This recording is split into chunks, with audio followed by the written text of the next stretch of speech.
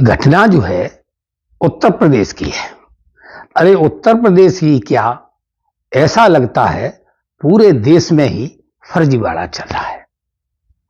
सब फर्जीवाड़ा है। किसी की डिग्री फर्जी है, किसी का सर्टिफिकेट फर्जी है, किसी का दाम फर्जी है, किसी का सेकुलरिज्म फर्जी है, किसी का जो है, अब तो क्या बताएं, इस देश में जो पूरे में जो है ऐसा लग रहा है एक फर्जीवाड़ा का दौर आ गया है। एक फर्जीवाड़ा की जो है फैशन आ गई है। जहां देखो वहां फर्जी की नई नई चीजें आजकल जो इस देश में निकल के आ रही हैं। कभी एक नटवरलाल हुआ करता था, आज जो है हर जिले के दूसरे जिले में, हर शहर के दूसरे शहर में जो है नटवरलाल की जो है कोई न कोई नटवरलाल कोई न कोई कांड करता ही रहता है। अब कुछ दिनों में पूर्व गुजरात में आपने देखा, कुछ दिनों में, अभी कुछ दिनों के पूर्व में गुजरात में जो है एक जज साहब ही फर्जी आ गए थे। जज साहब ने क्या फर्जी किया, उस जज ने में सिर्फ जज भी फर्जी था, अदालत भी फर्जी थी, कोर्ट भी फर्जी था, वकील भी फर्जी थे, सब चीज फर्जी थी। जो असली था तो सिर्फ मुजरिम और वहां पे मिलने वाले नोट, ये दो ही चीजें असली थी।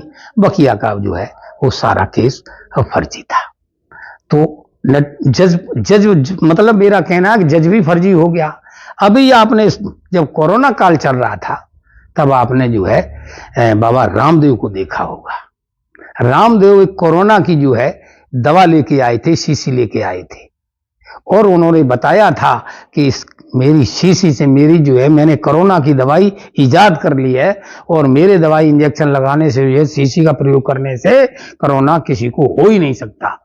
दोस्तों, वो कोरोना काल में जो है, और उसका प्रचार बाबा रामदेव का जो प्रचार है भारत सरकार के मंत्रियों ने किया था।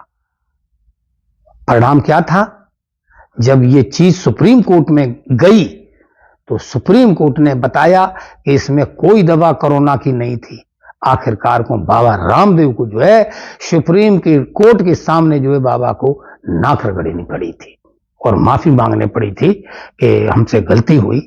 तब जाकर के जो है ये उन्होंने, सुप्रीम कोर्ट ने बाबा रामदेव को माफ किया था। तो दोस्तों, मेरा कहना का मतलब सिर्फ ये है कि इस देश में जो फर्जी है वो जाने क्या क्या कर रहे हैं, कहां तक पहुंच जाए, कुछ नहीं कहा जा सकता। ऐसी कहानी जो है एक उत्तर प्रदेश में है। उत्तर प्रदेश में जो है मनोहर लाल एक नाम का शख्स है। मनोहर लाल की कहानी सुनाने से पहले जो है एक और नई चीज बता दें कि एक पत्रकार जो है लखनऊ में गौतमपल्ली थाने में जो है, गौतमपल्ली थाना क्षेत्र के अंतर्गत जो है एक होटल पड़ता है। उस चटोरी गली है, वो होटल क्या, उसे चटोरी गली बोले, उसमें जो है वो नाश्ता पानी कर रहे होते अपने परिवार के साथ। वहां पर कुछ गुंडे आ जाते हैं। गुंडे जो है ऊधम मचाते, गुंडे ही देते हैं। मामला पुलिस तक पहुंचता है, पुलिस आती है, उन गुंडों को जो है उठा ले जाती है। अब जो गुंडे पकड़ जाते हैं तो जो है गुंडे अपने आका को फोन करते हैं। आका कौन है? आका मनोहर लाल है। जो मनोहर लाल चटोरी गली का एक गुंडा है, मवाली है, लेकिन उसने जो है अपने भौकाल बना रखा है। और कितना फर्जी है जी आगे हम बताएंगे। तो ये मनोहर है, वो सन 22 में जो चुनाव हुए थे उसमें समाजवादी पार्टी से इसने टिकट मांगा था, मगर टिकट फाइनल नहीं हुआ तो ये भाजपा में आ गया। भाजपा में भी टिकट मांगा तो भाजपा में टिकट नहीं मिला।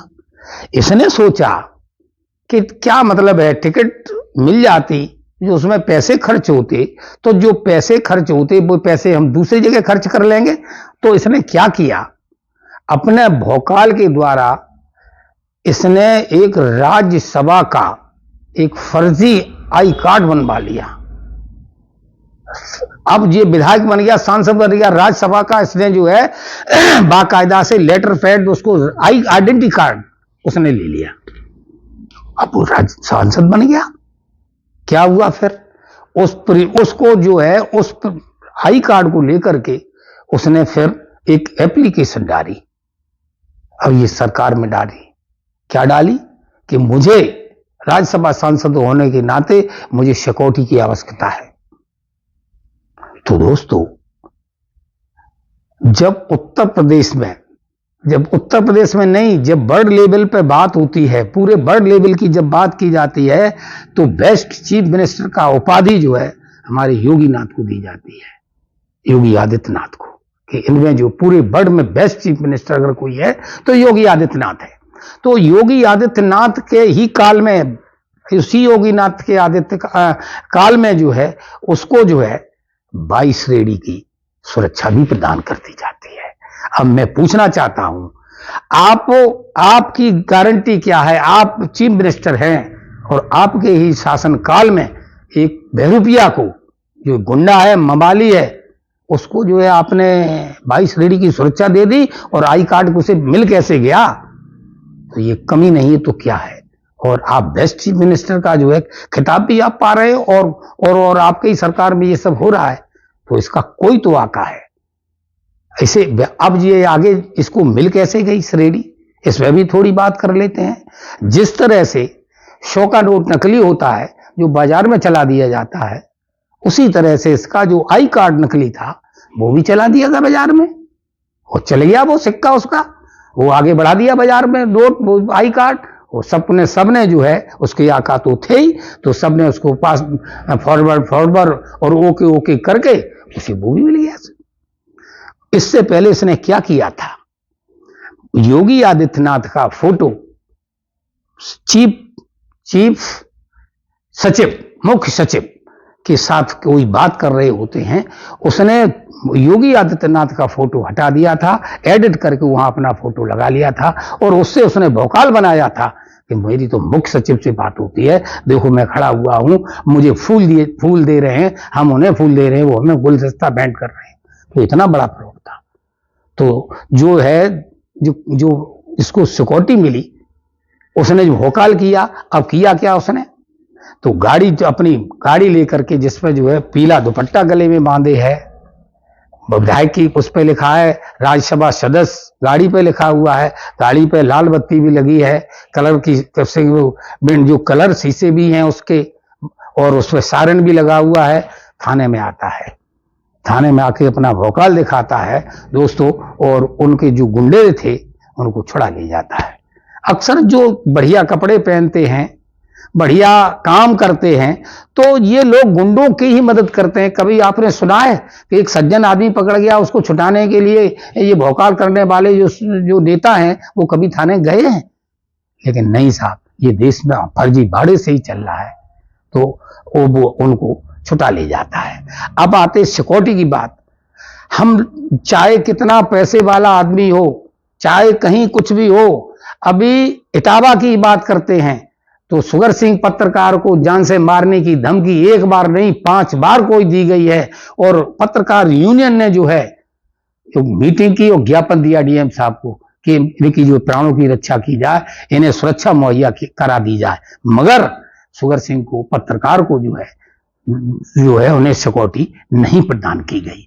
तो जान की कीमत, चाहे विधायक हो, चाहे सांसद हो, चाहे एक मजदूर हो, जान की कीमत सबकी बराबर, जीने का अधिकार सभी को है। मगर हमारे देश में जो ठग हैं वो कहां तक चले जाएंगे, क्या क्या कर लेंगे, ये कोई नहीं जानता। और आगे अभी जज आपने देखे फर्जी, दवाई वाला देख लिया फर्जी, विधायक सांसद देख लिया आपने फर्जी, शिक्षक शिक्षिकाएं देख लिया आपने फर्जी, दरोगा आपने देख लिया फर्जी, बिहार में एक लड़का को जो है आईपीएस बना दिया गया था, फर्जी।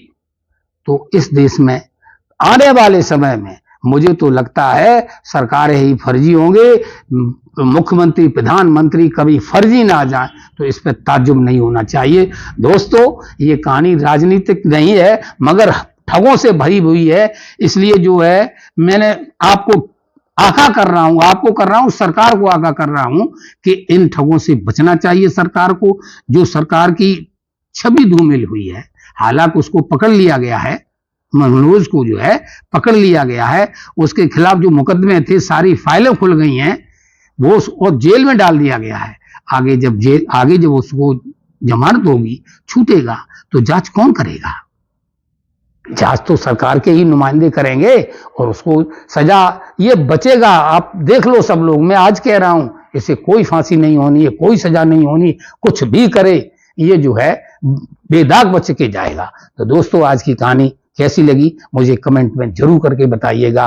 आज जो है किसी को सम्मान को हम ठेस नहीं पहुंचा रहे हैं, न किसी की भावना कर रहे हैं। आज इस देश में ठगों के ऊपर जो हमने कहानी सुनाई, आपको कैसी लगी मुझे कमेंट में जरूर बताइएगा। नमस्कार, धन्यवाद।